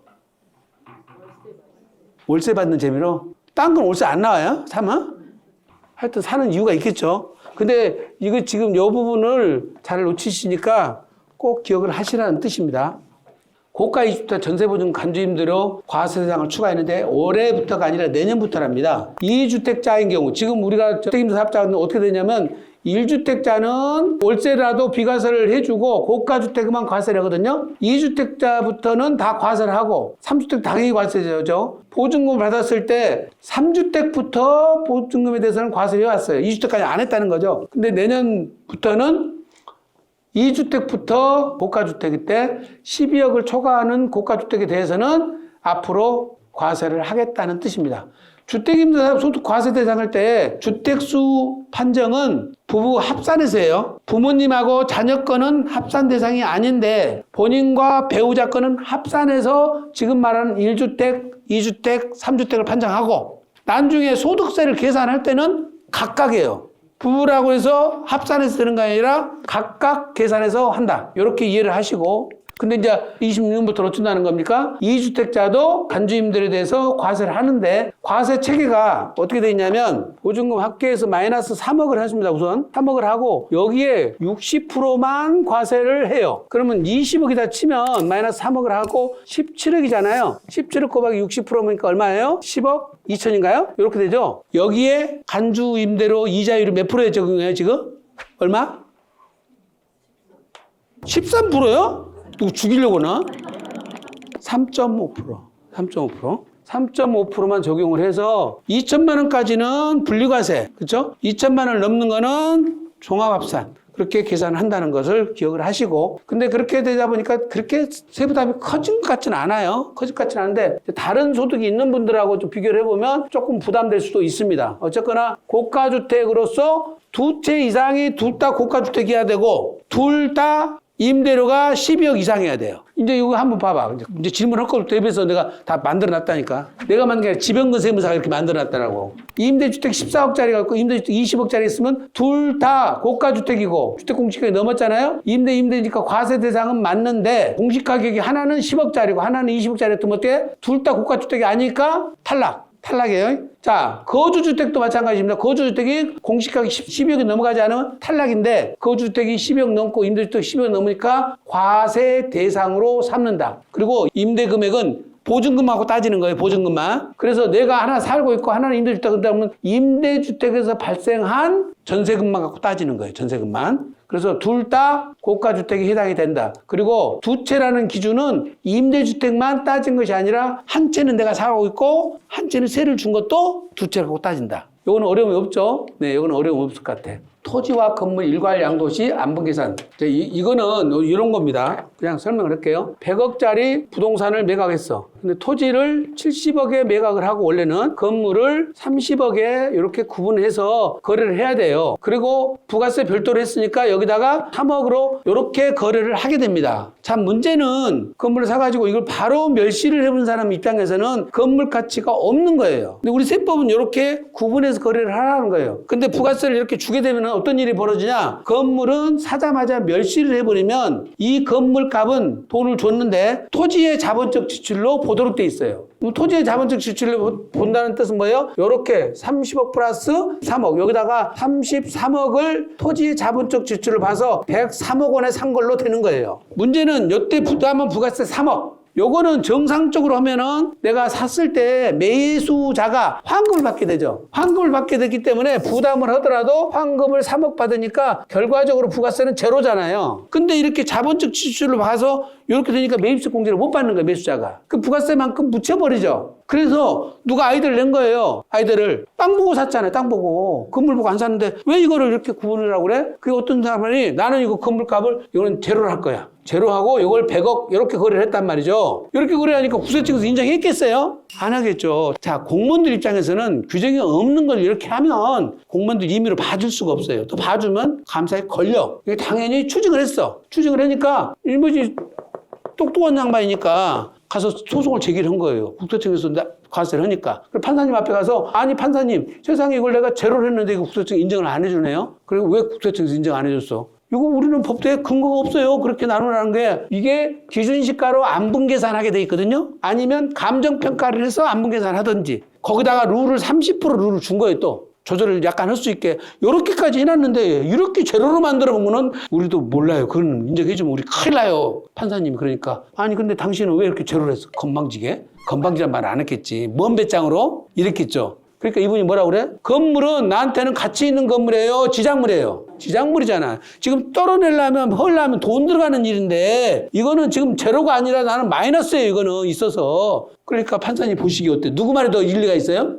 납세 말이 더 일리가 있잖아. 국세청 이 사람들 말이 일리가 있네. 요거 봐줘. 그래서 부가세법에서는 이걸 인정을 해준 거예요. 이렇게. 이게 멸실 예정인 건물에 대해서는 가치평가를 안 해도 인정을 해주라고 해서 해줬는데 자 문제는 뭐냐면 양도소득세에서는 여전히 인정을 안 해준 거예요. 이렇게 거래를 해갖고 부가세를 거래를 하잖아요. 양도소득세는 이렇게 70억 30억으로 다시 안분을 해. 그래서 양도차익을 따로따로 계산하는 거예요. 그러면 세법에서 똑같은데 국세청이라는 데서 어디 부가세과에서는 봐주고 소득세과는 안 봐주고 논리가 안 봐주는 논리가 뭐냐는 거지. 그럼 그러니까 또 소득세과다가 왜 안 봐줬어? 그랬더니 우리는 법적 근거가 지금도 이렇게 돼 있어요. 또 지적받잖아요. 그래서 부가세처럼 똑같이 여기도 100억에 제로 했으면 소득세도 100억에 제로를 하겠다 이 뜻이에요. 그래서 소득세법이 바뀌었다 이 뜻으로 말하는 건데 이제 여기 문제가 되는 게 뭐냐면 자 보세요. 그럼 양도가액은 매매금액 전부가 토지 양도가액인데 취득가액은 토지에 대한 취득가액은 인정해주고 건물에 대한 취득가액은 인정을 안 해주겠다는 것이 기존의 국세청 유권 해석이었어요. 저도 이것이 무슨 논리인지는 잘 모르겠지만 세무사님들은 국세청 견해가 유권해석이 그대로 살아있다고 생각을 하시는 분들이 많아. 그럼 제가 생각할 때 왜 제로는 안 된다는 거예요? 그랬더니 한 푼도 안 받았으니까 건물은 양도가액이 없다는 거예요. 그래요? 그러면 내가 건물 양도가액을 99억 9천만 원인 땅값, 건물가를 1,000만 원 있어요 없어요? 건물 양도가? 있죠? 그럼 빼줘야죠. 빼줄 거요? 그랬더니 다른 사람도 다 건물값 있네 그럼 빼줘야죠. 그러면 1,000만 원 넣은 거다가 안 넣은 거다가 무슨 차이가 있어? 그렇죠? 더더구나 건물이 존재하는데 매수자가 매도자한테 명도 다 시키고 건물까지 멸실시켜서 나한테 나대지만 넘겨라 이러면 어떤 일이 벌어져? 건물값에다가 명도원이라고 미리 내보낸 사람 합의금 나가야죠. 합의금 나간 거에다가 멸시비용까지 다 포함해서 양도비로 삼을 수가 있어. 양도비로 삼을 수 있어. 내 힘으로 다 해갖고 돈 들어갖고 양도비 삼는 것은 되고 구분해가지고 기재한 안 된다고 논리를 펴는 것은 제가 볼 때 좀 부당해 보여요. 부당해 보여요. 그러니까 세무사님들이 아직 조금 불안하니까 그냥 건물값 99억 9천 적고 건물값은 그냥 1,000만 원 적어서 계약서 쓰라고 그러면 여러분이 이 말의 뜻을 이해를 하셔야 돼. 예, 이런 필요금비 때문에 그런 요구를 하시는구나 하고 이해를 하셔서 계약서를 그렇게 쓰시면 돼요. 말장난 같지만 어쨌든 그렇게 지금 실무적으로는 진행을 하고 있다. 자, 매수자가 부담한 매도자 양도소득세. 이것 때문에 난리가 났죠? 우리가 무슨 이걸 뭐라고 그래? 손피거리라고 그래요? 손피거리라고 그러는데 증여세는 증여자가 증여세를 내준 증여세에다 또 증여세 매기죠. 그래서 계속 증여에다 계속 매기니까 10억의 증여세가 2억 4천이다 그러면 2억 4천 내주면 또 거기서 30%가 또 나가니까 아예 14억을 내줘버려, 14억. 14억에 거기 안에 증여세까지 다 넣어서 14억을 증여해버리면 한 번에 끝나는 거예요. 그렇게 해서 정리를 하는데 이걸 양도소득세도 마찬가지로 양도를 거래금액 양도세를 해서 한 번만 냈으면 끝났단 말이에요. 지금까지는. 그런데 작년에 기재재정부에서 2번, 3번 다 물음까지 끝까지 간다 해버리니까 결과적으로 이제 어떻게 산식이 나오냐면 보세요. 2024년 11월 7일부터 매수자가 부담하는 양도세 전부를 양도가액에 합산해라. 산식이 요 밑에 산식이 나오죠. 5천만 원 플러스 X 곱하기 60%는 X. 1차 방정식이에요? 2차 방정식이에요? 3차 방정식이에요? 잘 모르겠어. 방정식 안 풀어봤어? 예? 그러면 여기서 한번 계산해 볼까요? 5천만 원 플러스 X 곱하기 60%는 X라는 거잖아요. 이걸 풀 때 어떻게 풀어요?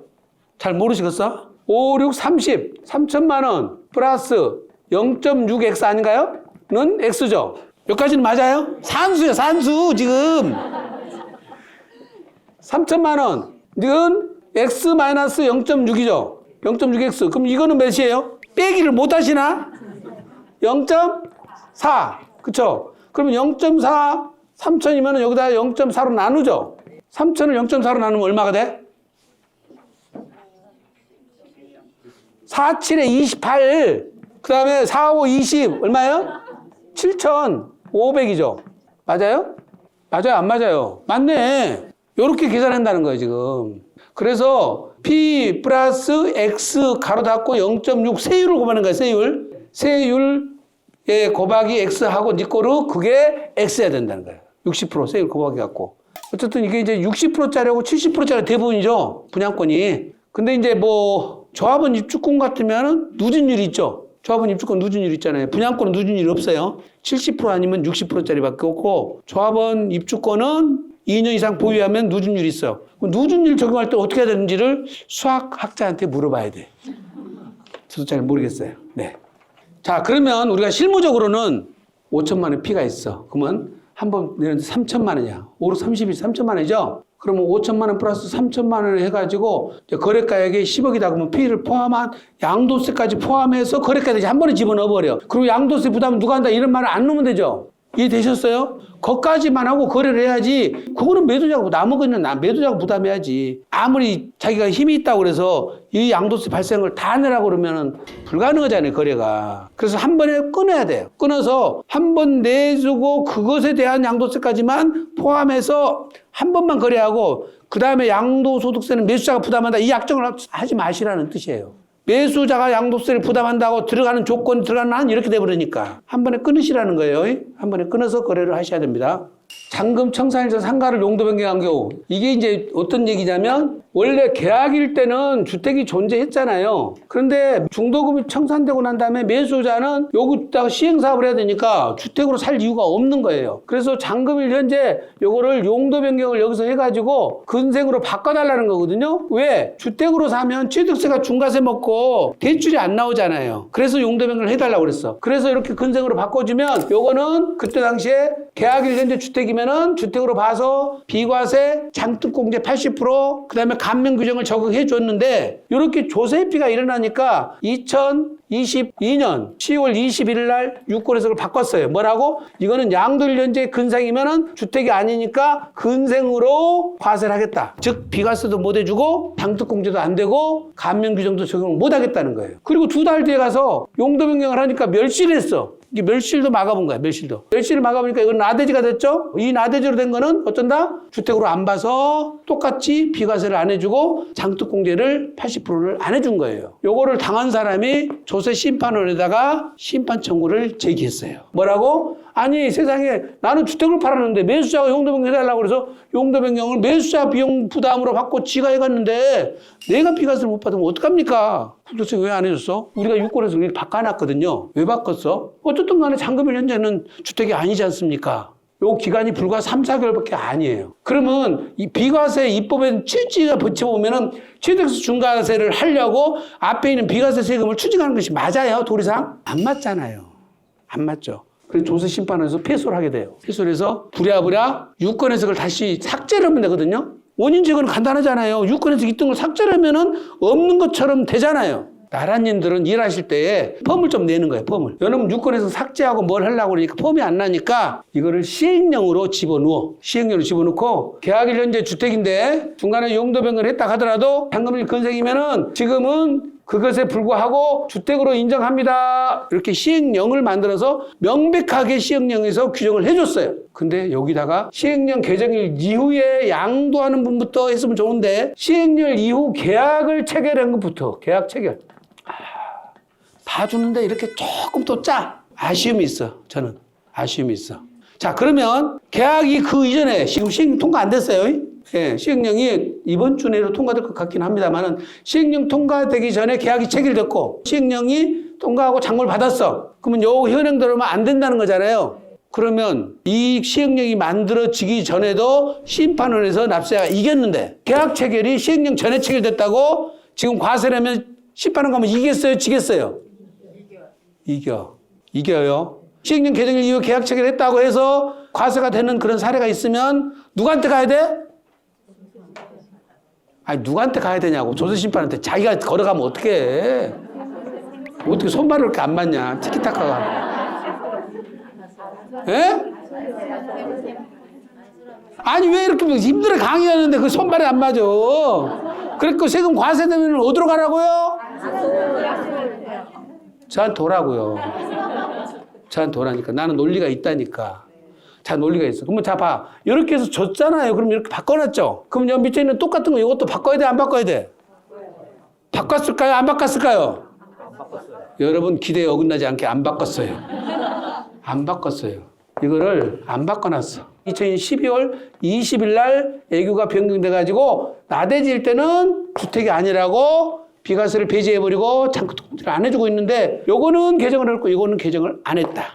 왜 안 했어? 이거는 심판원 가서 소송을 제기해가지고 아직까지 국가가 패소한 사례가 없으니까 납세자 인위적으로 이거를 못 해주겠다는 게 아마 국가의 얘기 같아요. 이렇게 해서 며칠 됐는데 지금 만약에 과세된 사례가 있으면 누구한테 오라고요? 또 이제 조금 말이 통하네. 저한테 오시라고. 이런 거는 심판을 안 들은 판사님한테 가서 할 말이 너무 많아요. 이거는 할 말이 너무 많아. 너무 많아. 이것에 대한 역사를 책을 한 권 쓸 수가 있어. 그 정도로. 왜 이것이 유권 해석이 계약일 현저로 봐줬는지부터 그것부터 내가 다 소집해가지고 얘기를 하면 한도 끝도 없어. 그래서 이거는 불합리해서 법이 패소를 했어. 그럼 여고 해석도 똑같이 따라가 줬어야 되는데 요거는 아직까지 개정이 안 돼 있다. 시행령이 정작 통과될 때 어떻게 될지는 모르겠어요. 아직까지 입법 예고된 바에는 요거는 입법 예고가 되어 있지 않다. 그래서 최종 입법 예고가 확인한 거를 보고 최종 판단을 하긴 하지만은 어쨌든 과세관청은 시행령 통과가 개정이 안 돼 있으면 과세를 할 수밖에 없습니다. 지금 요 말이 그 말이에요. 주택 멸실은 아직까지 시행령 개정사항에는 없기 때문에 잔금 청산이라 현재 비과세로 판정을 못 해주고 있다. 자, 그러면 이제 이런 거예요. 다주택자 중과세 대상이 되는 사람. 지금 비과세가 아니고 다주택 중과세가 되는데 집이 세 채예요. 그래서 집을 헐어버리고 계약은 주택으로 했는데 잔금을 현재 주택을 헐고 나대지로 팔았다면 중과세를 먹여야 돼요? 안 먹여야 돼요? 이 말이에요. 저런 분들은 공무원은 남아있어야 돼. 왜 나오셨어? 왜냐면 우리 국민과 민족을 위해서 좀 얘기를 해야지. 공무원 출신 맞죠? 거의 공무원 출신이거나 공사에 근무하시거나 이런. 왜냐하면 논리적으로 보면은 먹어야 맞지. 이런 논리라면. 그죠? 그래서 왜 가세를 했냐고 물어봤어. 아니, 계약 1년째 주택이면 중간에 멸실하더라, 용도변경 하더라도 잔금이 해도 주택으로 봐주게 돼 있지 않냐. 따라서 다주택자 중과세 규정도 잔금일에 주택이 없지만 중과세 하겠다. 자, 보세요. 지금 계약 1년제 주택이 존재하고 잔금 1년제 주택이 존재하지 않음에도 불구하고 계약 1년제를 기준으로 판단해 주는 거는 납세자한테 유리하게 해석해 준 거예요? 불리하게 해석해 준 거예요? 예? 불리하게?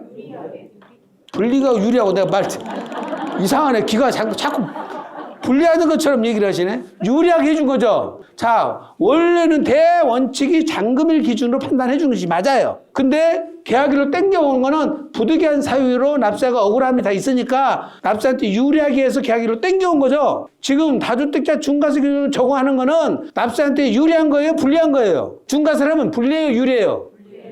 불리하죠. 이때 불리한 규정은 원칙대로 법대로만 해야 되는 거예요. 납세자한테 유리하게 한다고 계약일로 땡겨온 거를 준용해서 해석을 해가지고 불리한다 써먹으면 안 된다 이 말이요.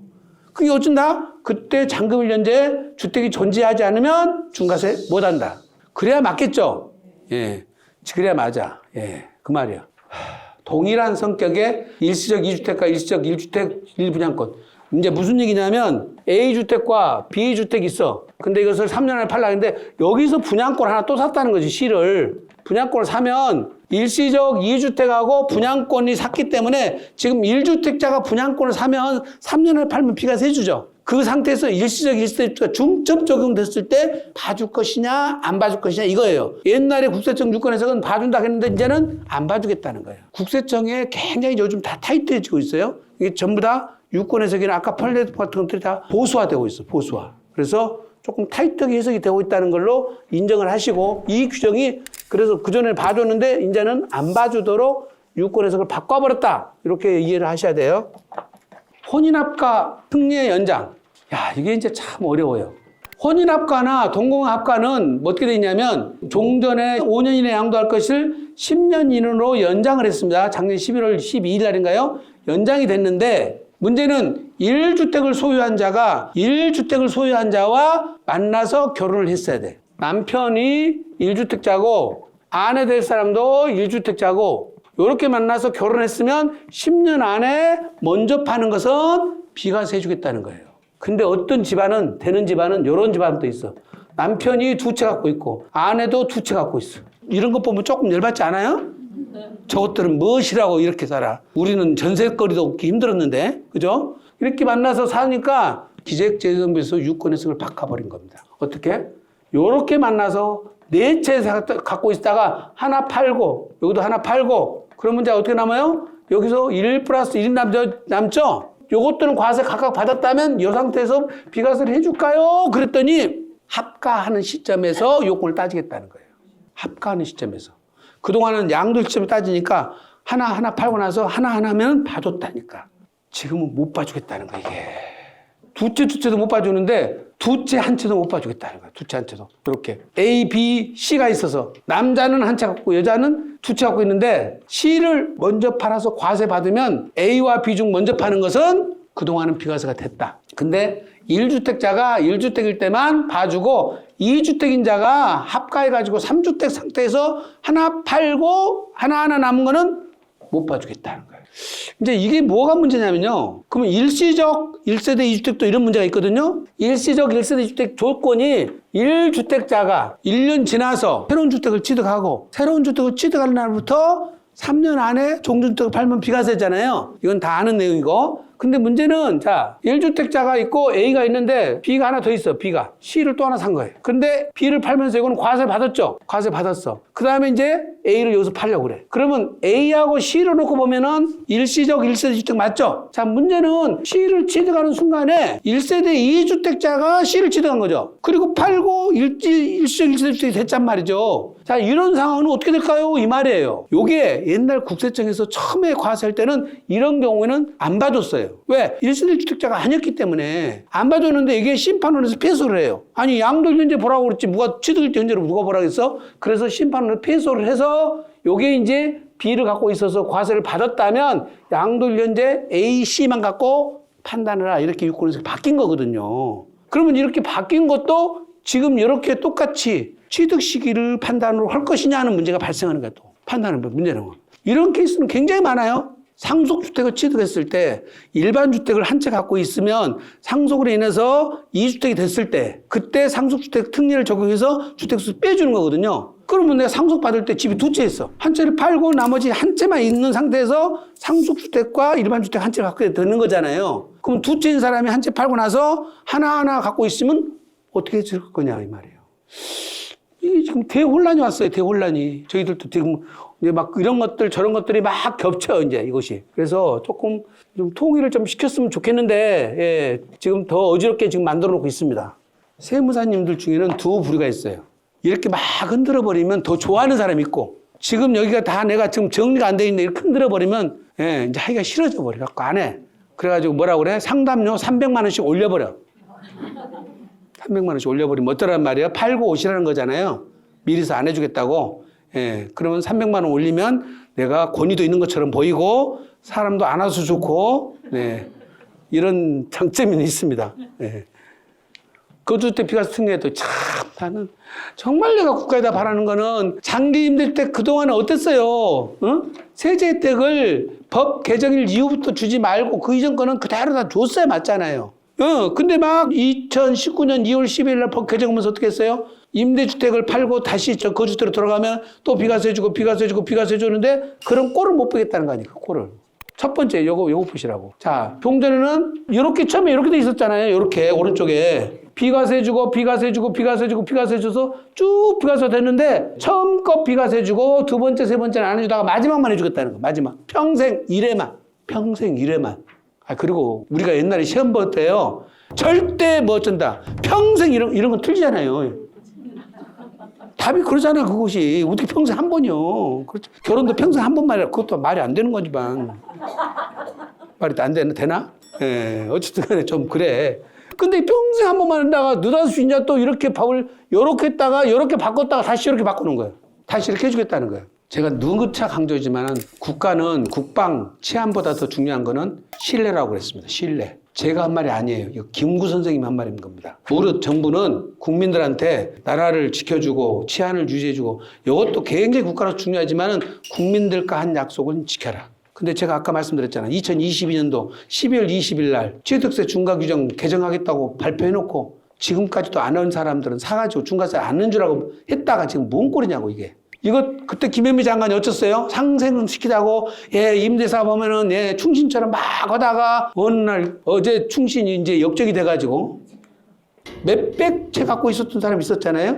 그때 신문에 났잖아요. 3억 미만 그다음에 60제곱미터 이하짜리는 전세금을 하나도 계산서도 안 물리고 종합소득세도 안 물렸잖아. 그러니까 갭투자해가지고 빽 사들었는데 단기 임대 유예규정도 없이 자동 말소 다 시켜버렸어. 그 다음에 바로 종부세 매겨버려. 얼마? 36억을.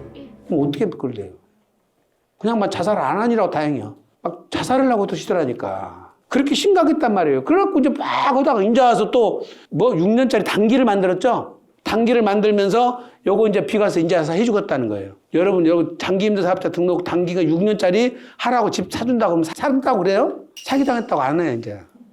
안 하잖아. 안 하는데 보세요. 지금 더 웃기는 거는 A주택을 비과세 받는데 5억. 근데 B주택을 임대주택을 양도차익 2억이 비과세가 배제되고 3억을 비과세 받으면 그나마 좋아. 무슨 얘기냐면 거주주택이 비과세 받으면 다음 임대주택이 거주주택 팔고 난 다음에 발생한 양도차익만 비과세 해주잖아요. 팔기 전에 발생한 양도차익은 날아가 버리잖아. 안 해주고. 그러면 지금 거주주택이 임대주택보다 양도차익이 큰 처음 것처럼 할 때는 거주주택 양도차익 비과세 받는 것이 유리한데 밑에처럼 거꾸로 거주주택은 양도차익 2억밖에 안 돼. 임대주택은 5억이요. 그럼 나는 임대주택이 더 유리하죠. 근데 그 선택을 할 수 있다는 거 없다는 거예요.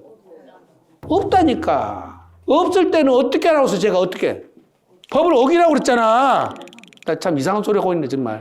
어떻게 어거? 거주요건 2년을 채우지 말거나, 5%를 지키지 말거나, 임대사업자 등록을 하지 말거나, 다 과태료 먹어, 이거. 과태료 안 먹고 하는 방법 갖춰줬죠. 어떻게 하라고 그랬어?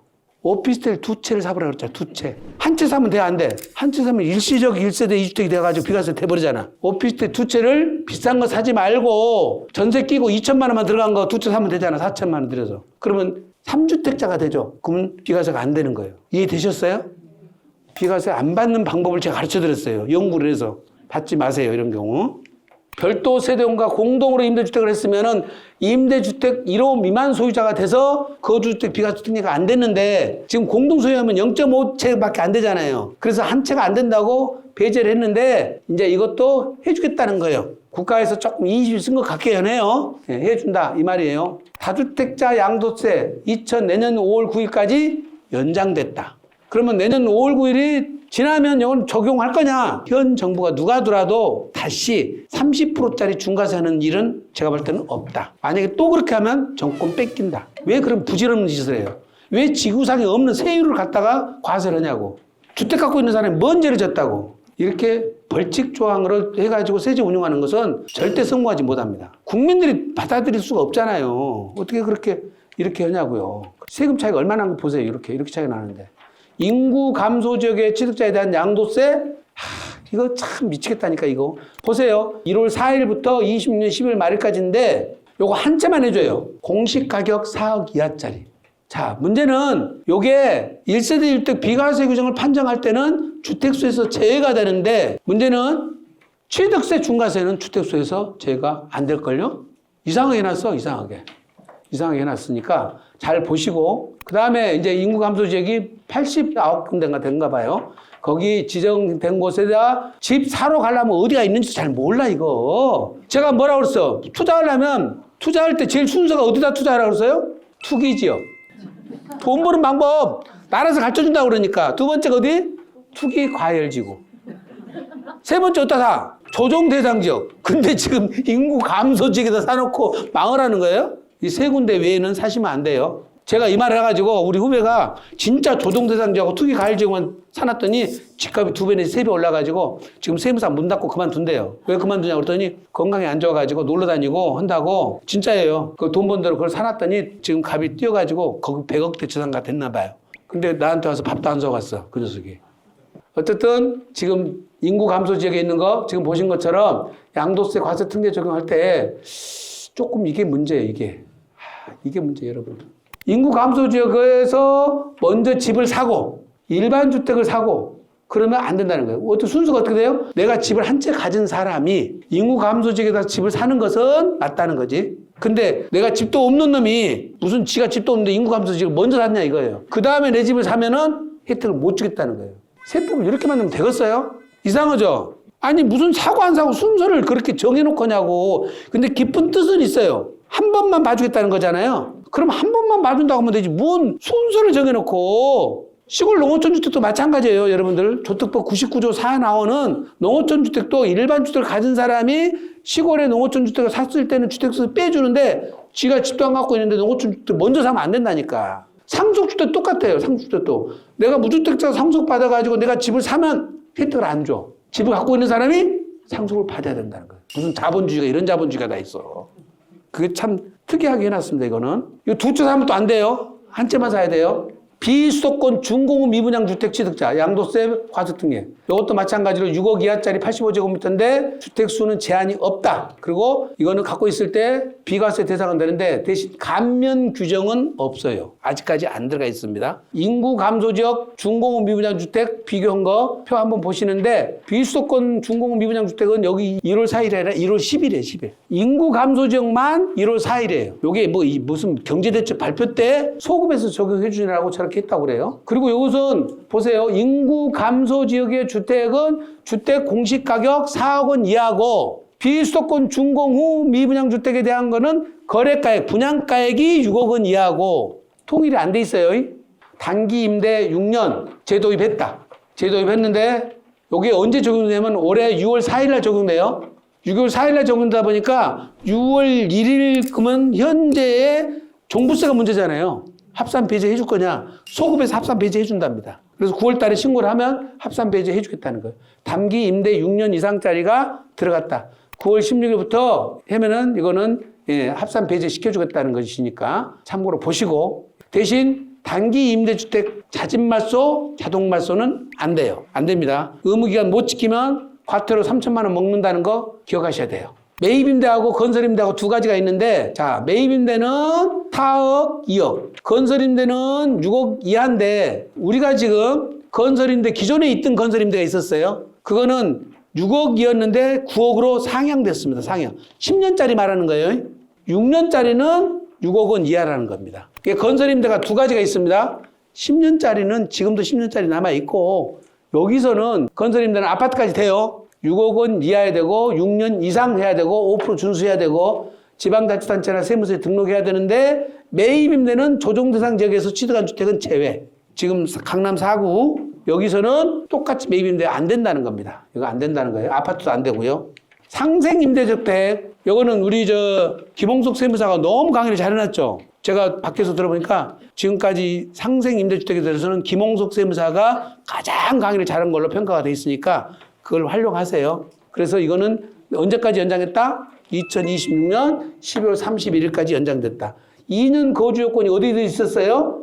조정 대상 지역에서 비과세를 받기 위해서 2년 거주를 해야 되고 다시 장특공제 표 2 받으려면 2년 이상 거주를 했어야 되죠. 그리고 장기 일반 임대주택을 갖고 있는 상태에서는 거주주택 2년 거주를 해야 되는 이 세 가지 케이스에서 상생임대가 돼버리면 면제가 돼버리잖아요. 그래서 이 상생임대는 굉장히 중요한 거니까 여러분들 꼭 챙겨보셔야 되는데 우리 세무사님도 막 놓치세요. 그래서 직전 임대가 1년 6개월이고 상생임대가 2년인데 이제 오늘 또 아까 오신 분 중에 2025년 1월 3일 날 2년을 기준으로 임대가 계약을 해버린 거예요. 그러면 2027년 1월 2일 날 끝나죠. 그럼 상생임대 못 가버리잖아. 그래서 어쩔 수 없이 다시 계약을 한 거지. 어떻게? 2025년 1월 3일부터 직전 임대를 1년 6개월만 계약을 한 거예요. 계약을 받고요. 변경을 하고 다시 26년 7월 달에 가서 다시 2년 계약을 체결하는 거죠. 그래서 나중에 2년을 채우고 팔면은 직전 상생임대 된다. 양쪽으로. 저도 몰랐는데 김홍석 세무사가 된다고 와서 저한테 가르쳐줘서 아까 상담을 그렇게 제가 마쳤습니다. 어쨌든 이것도 가능하다는 겁니다. 근데 상생임대가 제가 정말 거짓말이 아니라 지난번에도 얘기를 했지만 한남 나인원에 135억짜리 아파트를 거주 2년 한 것과 안 한 것이 세금 차이가 19억이 나요. 19억. 조금 큰 것 좀 사가지고 돈을 벌어야 되기는 벌어야 되겠어요. 그죠? 50억 전세금을 내주고 들어가서 살려는데 대출이 안 나와버려요. 요즘에 대출이 안 나옵니다. 담보 갖고도 안 나와요. 돈을 어디다 써야 되느냐고 나오고 소득도 기준이 나와야 되잖아요. 안 나와버렸는데 보니까 연예인이 55억에 전세금 사는 거예요.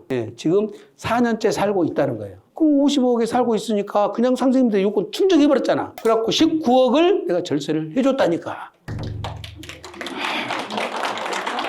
골프를 평생 나를 모시고 치러 가기로 했는데 제가 갈 시간이 있을까요? 없을까요? 미치겠다. 진짜 골프 내가 돈 안 들이고 치고 갈 수 있는데 갈 수가 없어. 갈수록 골프를 치러 갈 수가 없어. 현행 세제 중에서 제일 파워풀한 것이 요거예요. 자, 여러분들 주의할 것 중에 하나가 주택 단기 보유가 세율이 얼마예요? 1년 미만이? 70. 2년 미만이? 60이잖아요. 이거 바꿔줘야 되는데 아직도 안 바꿔놨어요. 근데 요게 중에 참 어쨌든 지금 현재 유권원색이 잘 조금 이해가 안 가는 것 중 하나가 지금 장기 보유한 나대지에다가 이렇게 건물 지어서 요게 1년 미만 9개월짜리를 이렇게 짓고 팔았을 때 요것만 중과세를 먹는 게 아니라 요것도 같이 중과세예요. 합리적이지 않죠? 합리적이지 않죠? 조금 이렇게 해서 과세 받은 사람 있으면 누구한테 가라고요?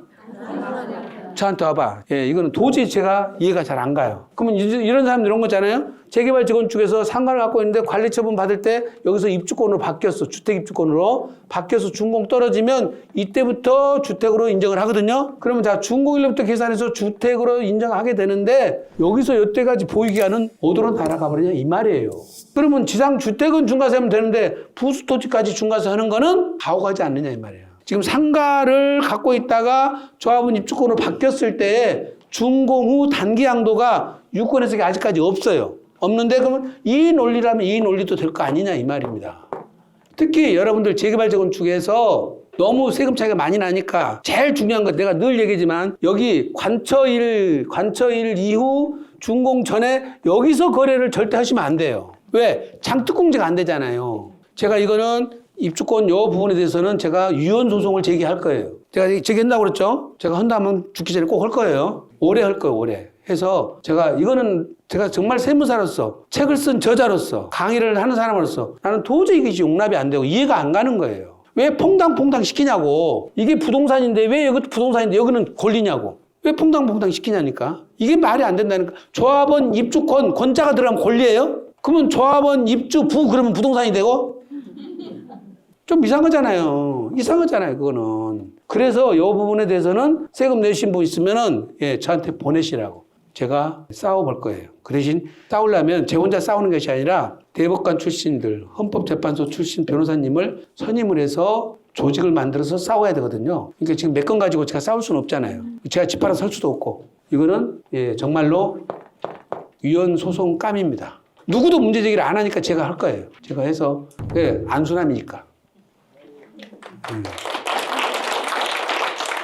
좀 멋있어 보여요? 네. 근데 멋있어 보이려고 하는 말이 아니라 이쪽 내가 강의만 오면 막 제가 저도 모르게 막 열을 받아. 왜냐면 조합원 입주권을 팔려고 할 때는 장기 임대주택을 갖고 있잖아요? 그러면 여기서 팔면 지금 비과세가 되죠? 근데 관처가 나는 다음에 여기서 팔면 비과세 해줘야 안 해줘요? 안 해주잖아요. 여기하고 무슨 차이가 있어요? 관처가 나면은 장기 임대사업자 활성화 대책에서 문제가 있나요? 보세요. 여기서 내가 어머니하고 아버지하고 합쳐가지고 동거분 합가했어요. 근데 여기서 팔면은 효자라서 봐줘요. 여기서 팔면은 안 봐줘요. 아버지를 모신데도 입주권 갖고 모시면 안 된다는 거예요. 무슨 논리예요? 이해가 되세요? 안 되잖아요. 안 되잖아요. 그래서 이거는 문제가 있다는 거예요, 규정이. 여기도 부동산, 여기도 부동산, 여기도 부동산 하면 다 해결된단 말이에요. 이게 이렇게 쉽게 해결될 거를 왜 고집을 피워갖고 이거를 권리라고 자꾸 그러냐고. 이름만 입주권이라고 지어놓고는 권리래래. 그래서 잘못됐다는 거예요.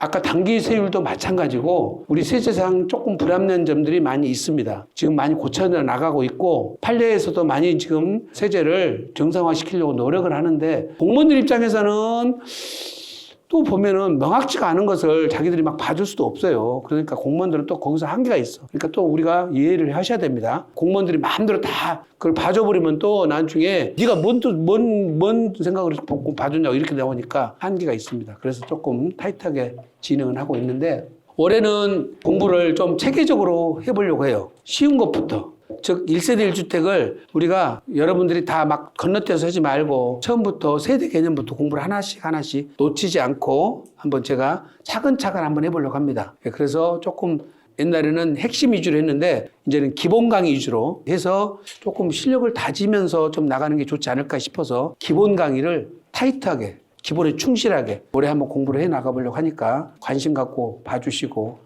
혹시 억울한 점이 있어서 뭘 하면은 저희들이 소송 비용을 안 받고라도 소송을 해드릴 테니까 저희도 억울함이 있다고 생각하면 같이 바로 잡아줘야 되거든요. 예, 그래서 그런 분들 계시면 저희한테 보내주시면 착수금 안 받고 일을 제가 할게요. 왜냐하면 돈 받고 오면 꼭 마치 착수금 받아 먹으려고 하는 것처럼 보이기 때문에 저는 여러분들이 보시기처럼 공익적 기능을 갖고 살기 때문에 제가 그런 일을 하는 것을 우리 아들은 무척 싫어하는데 저는 좋아합니다. 그래서 우리 또래 나이 되면은 베풀고 살아야 되고 내가 갖고 있는 이 탤런트를 조금 이렇게 선한 영향력에 쓰는 것이 좋을 것 같긴 하죠. 그죠?